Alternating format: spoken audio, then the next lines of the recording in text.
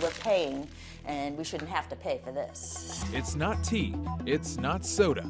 This is the Hilton family's drinking water. It's unacceptable. We've got nasty water. They moved into the Jordan Woods neighborhood about 8 months ago. We started noticing just a couple months after being in, the water was starting to smell a little swampy. Their water seemed to be coming out clear, but over time was staining their appliances. We'll bypass this. So that's when they checked the water filter that came with the house. Filter itself. And what they found is nothing short of disgusting. It's destroying a 4-phase, 6-month sediment filter in a week or 2-week period of time at $30 a pop. So the Hiltons called their water company, Utilities Inc., for answers. They said that they were going to send somebody out to flush it. Well, they did, and this is what they found. By the looks of it, you would think this neighborhood struck oil. And WNCN Investigates found it's a neighborhood-wide problem. The water's got to the point where we're not been able to drink it. Down the street, Pam Strickland says even their portable water filter is starting to stain. It is eating up the chrome of our fixtures. We're going to have to buy new shower heads soon. You pay money to have it, to drink it. It is useless. And across from them is Terry Ragsdale. The water out here is terrible. Some days it looks like tea. It's left stains around the toilets. The tubs are permanently stained. As a City of Raleigh firefighter, he knows a thing or two about water, and he's been trying to get this problem fixed for years. What is it doing to us? They said that's just manganese and iron, and it's good for you. So this is the community well that provides all the water for the 35 homes in the Jordan Woods subdivision. It's got a 3,000-gallon storage tank that the company admits is too small for this size community, and part of the reason that their water looks like this. But if you ask the company, they'll tell you it's safe to drink.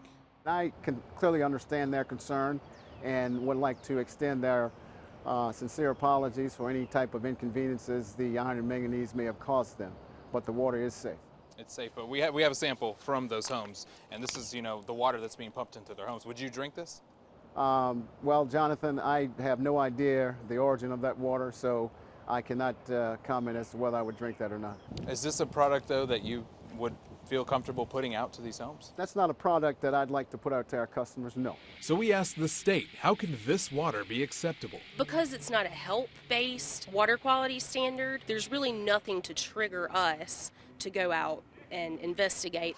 The bottom line, it all comes down to priorities, and the state breaks it down into 2 categories. Primary standards are legally enforceable and limit contaminants that can affect public health, but secondary standards deal with smell, taste, and color and are not mandatory. The company is required to submit their own test results for secondary standards to the state every 3 years. We pulled those reports and found the company has been violating state standards for manganese for over 2 decades. The latest levels 3 times higher.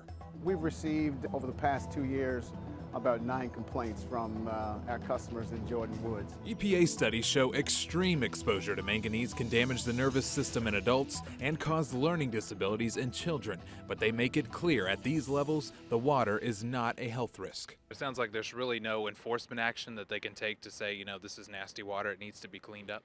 If the problem continues, then yes, they can develop a compliance schedule. It's an aesthetic issue. It's one of our secondary limits. To them it's secondary, but to us it's still one of the primary concerns. For these homeowners, it's money down the drain.